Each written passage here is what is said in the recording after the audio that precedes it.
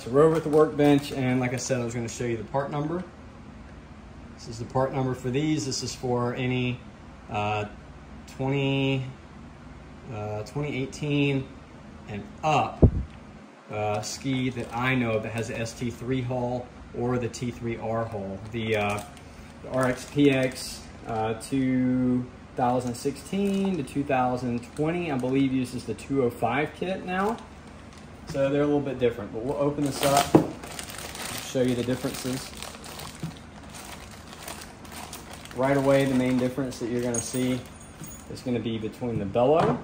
You can see much stronger. It takes, you know, I barely even compress that. They put these stainless steel reinforcement rings on it to keep this from expanding and taking tension off of it. We've got, like I said, we've got an entire lip that covers up everything in there, so you're not going to get carbon dust everywhere. The only bad thing about this is like, if you go to take one off, the floating ring is frozen up, you got to cut it off. You're going to have to cut this lip off. You can't really pull this back and inspect the carbon ring visually, because again, this needs to be face down, because you can imagine with this channel in here, if water sits inside of that, then you're just going to risk having rust on the floating ring. So you want to have that facing down.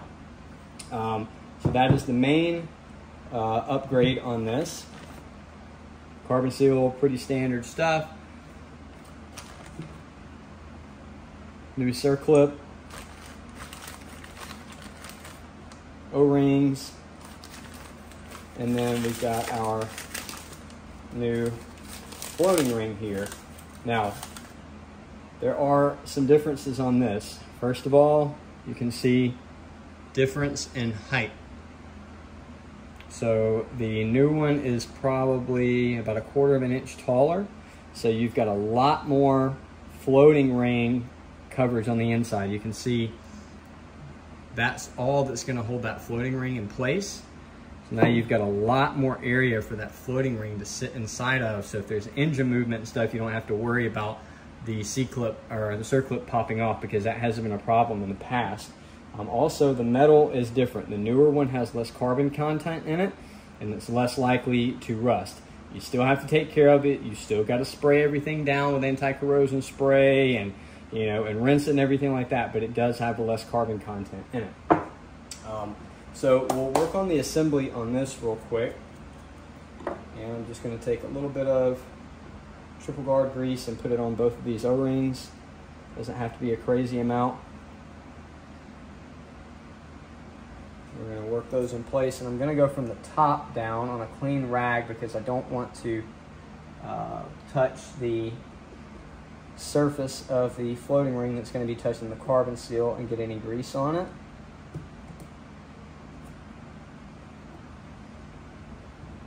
Go ahead and place these in.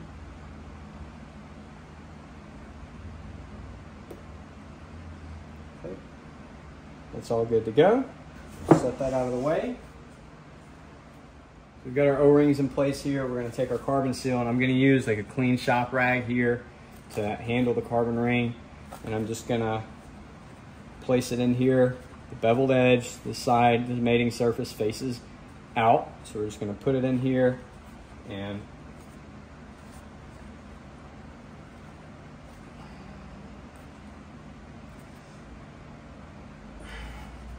work it into place like that.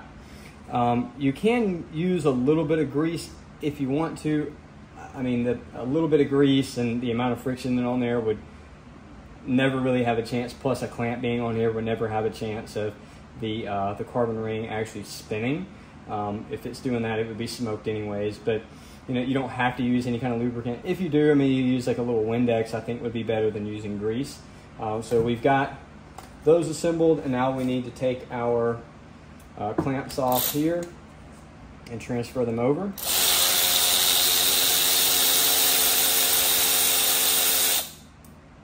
You can see this one's a little bit dirty, so we'll just kind of wipe it off, or if you've got, this one doesn't need it, but if you get some that are really corroded, really dirty, you can use a wire wheel and a drill, clean it up. For the front one, you are going to need to take it completely off because you have to wrap it around. Start to do it by finger, and I like it to be like this.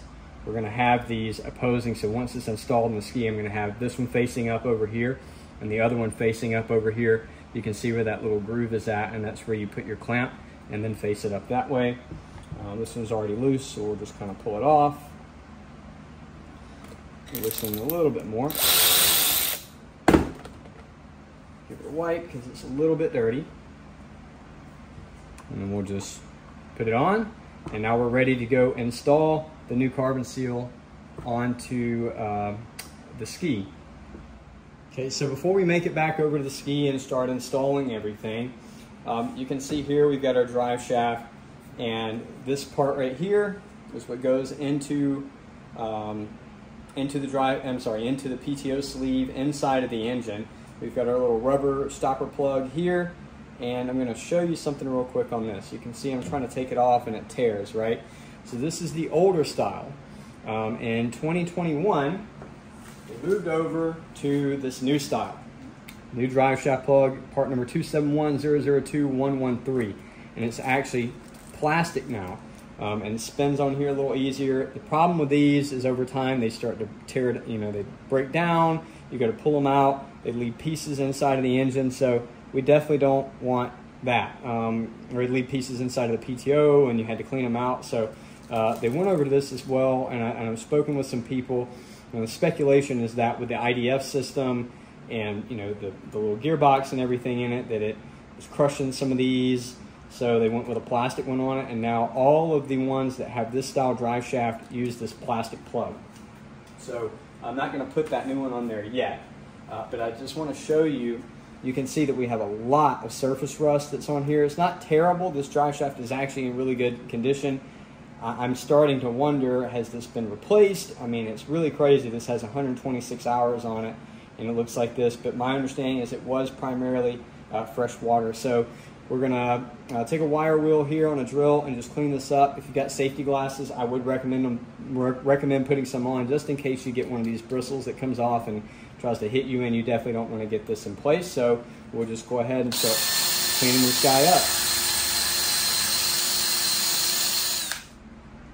Okay, so the front part is all cleaned up now. You're going to get a little bit of pitting and stuff like that, but this is not bad at all. This drive shaft is perfectly reusable, but we are going to also need to pay attention to our splines at the rear with the impeller that connects to the impeller. Flip it around here. You can see we've got quite a bit of rust. Now, I was bragging on the ski, but this was one thing. 126 hours, the pump has never been taken off of it, but you can see we're starting to get a lot of rust on here, and you're supposed to pull the pump per the book every 2 years or 200 hours and re-grease the splines. I recommend doing it every year, regardless of the hours, unless you hit 200 hours in 1 year. Pull it off at the end of the season when you're going to put it away, re-grease this, have the jet pump serviced and everything, leave that alone, and that way it's ready to ride in the spring or whenever you start riding again. Because if you let it sit and let all that rust accumulate in there, you can start to tear drive shafts up, impeller splines will tear up and everything. So we've got it flipped around. You can see there's quite a bit of rust back here, and we'll go ahead and clean that off as well. Okay, the ends of our drive shaft are looking much better, nice and clean, and it's time to move back over to the ski now. So we're back over the ski, ready to put our carbon seal on, and I'm going to go ahead and tighten down this clamp for the top part of the carbon seal.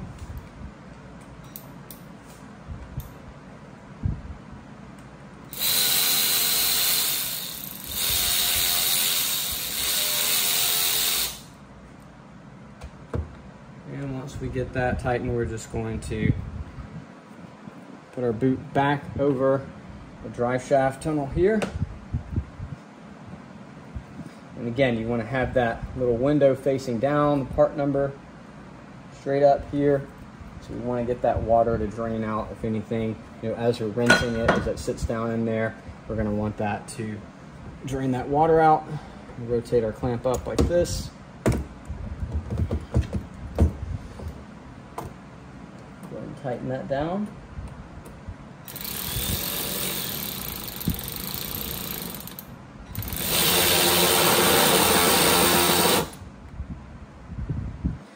doesn't have to be over tightened. You know, I'm using sort of an impact there, but it doesn't really make it as tight as what you would think. So I'm going to go back over this with by hand. Just tighten down on it.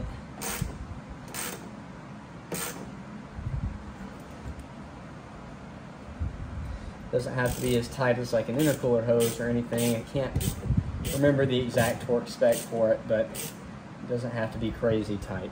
Just enough to keep it nice and snug and not fall off. So now that we've got the carbon seal back in place, our PTO support tool fell off, so we're just going to put that back in place.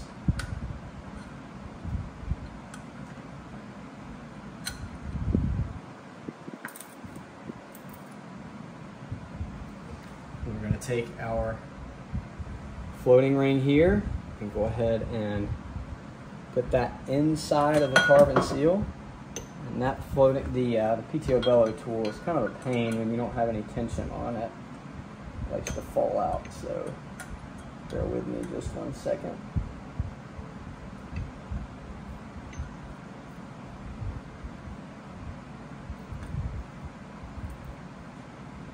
Okay. All right, so now we're going to take our drive shaft.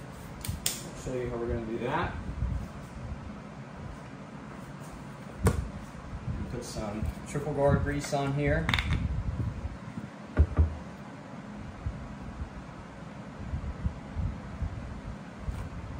Just a nice thin layer of it. Spread it around. I like to put a little bit onto here because this is what's actually going to go inside the PTO bellow. It is oiled. The PTO sleeve on these is oiled for the drive shaft splines up here. But I want to make sure that it doesn't, you know, grab an O-ring, move it forward, pinch it or anything. So I always put a little bit of triple guard grease up there.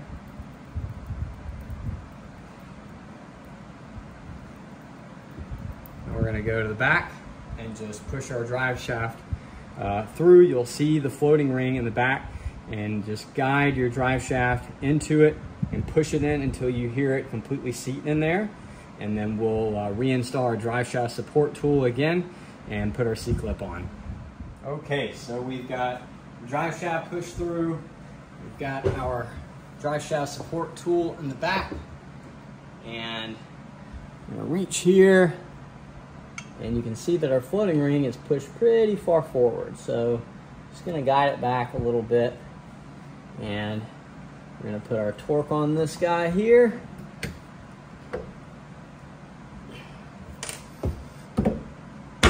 Keep pushing until you get the C-clip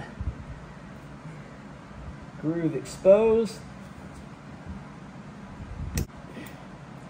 Now if you run into an issue here, like that where it won't snap in, I was able to finally get it, but if you get into a position where you can't do that, you might have to get someone to hold this for you, and just take the C-clip, put it there, and kind of tap it with like a, you know, a 3/8 extension or something like that to get it to bite. But once you get the C-clip put in, it's going to release. We're going to walk this forward if we can, just to make sure that it's all on there.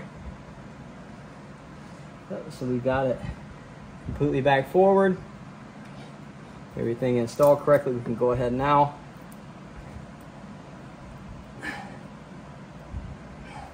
And we'll go ahead and go to the back, remove our drive shaft support tool, and then we'll go ahead and remove this guy here. So we got the supercharger back over here. I just went and checked the slip on this one, and it was still at 11 foot-pounds. A new one, I believe it services at the maximum as a new one is like 12.5.